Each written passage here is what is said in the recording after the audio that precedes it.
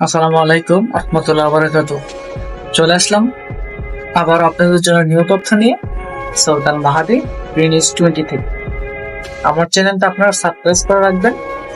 যদি মনে করেন যে আপনার সৌদি আরবের জীবনটা খুব সুন্দর হবে, ভালো হবে, ভালো করতে চান, আমার কথাগুলো শুনলে আপনাদের কাজে আসবে।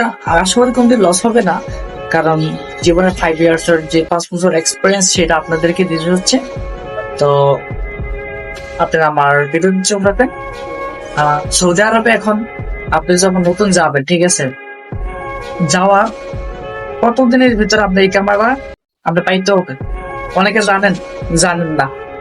মাউন্টো পাইছে, খালতো পাইছে, ষষ্ঠ পাইছে, ওদের আশা করে আপনারা বসে থাকেন যে ওরা আঁকামাকাত করে দিবে, ওরা আঁকামাকাত বানাই দিব, ঠিক আছে। এই আশা আশা আশা আশা কিন্তু আপনারা কি বসে থাকেন। তো আপনারা যদি সময়টা যদি ভিডিও দেখে জানতে পারেন যে আমার ইকামাকাত এতদিনের ভিতরে পাইতে পারেন, যদি আপনার ইকামাকাত দেরি হয়ে গেছে, তাহলে কিন্তু আপনার পদক্ষেপ নেওয়ার সিস্টেম আছে। সিস্টেমটা আমি আপনারা বলে দিই।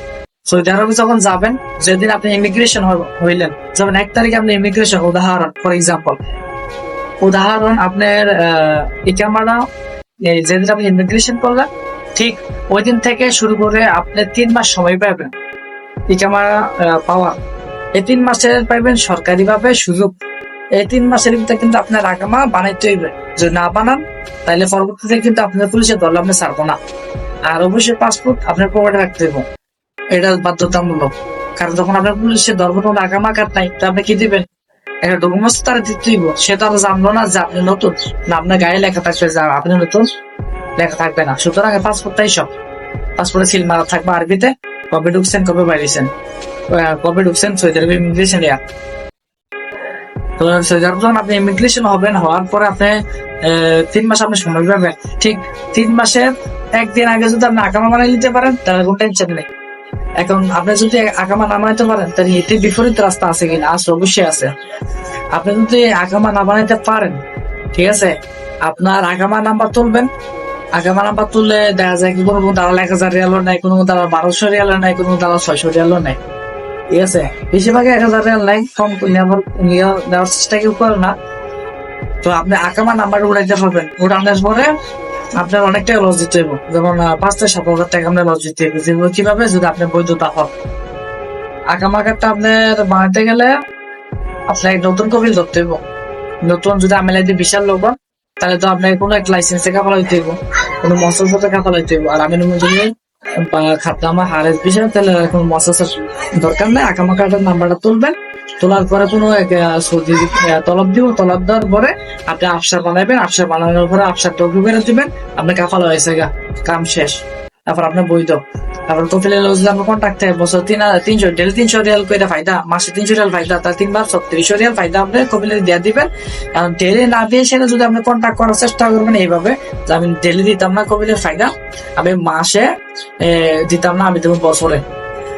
বছরে 3 বার 3600 রিয়াল আপনি হিসাব করে তার দেয়া দিবেন। আর দেয়া দেওয়ার আগে একটা পলিটিক্স আছে, তার এইভাবে না দিয়ে সেটা আপনি করবেন সবসময়, তার ব্যাংক কার্ড রেখে দিবেন।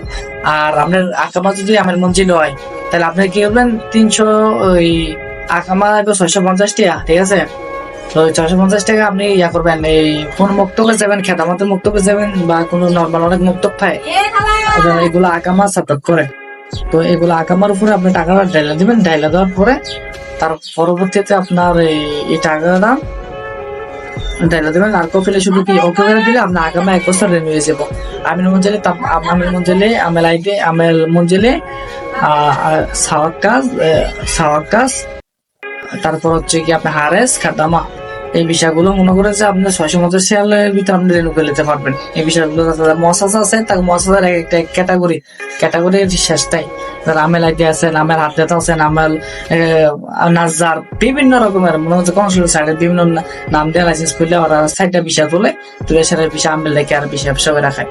বেশিরভাগ সৌদির এরকম বর্তমানে এই বিষয় ব্যবসার সাথে জড়িত আমার বাঙালিরাও আছে। তো ভিডিও বিষয় লং হয়ে যেতেছে, সেজন্য আরো কথা বলতেছি না। নেক্সট যদি কারো কিছু জানাতে হয়, তাহলে আপনারা আমার কমেন্ট করবেন। কমেন্ট করলে ভালো লাগবে, ভিডিও বানানো উৎসাহিত হয়ে আপনাদের জন্য ভালোভাবে ভিডিও বানাবো।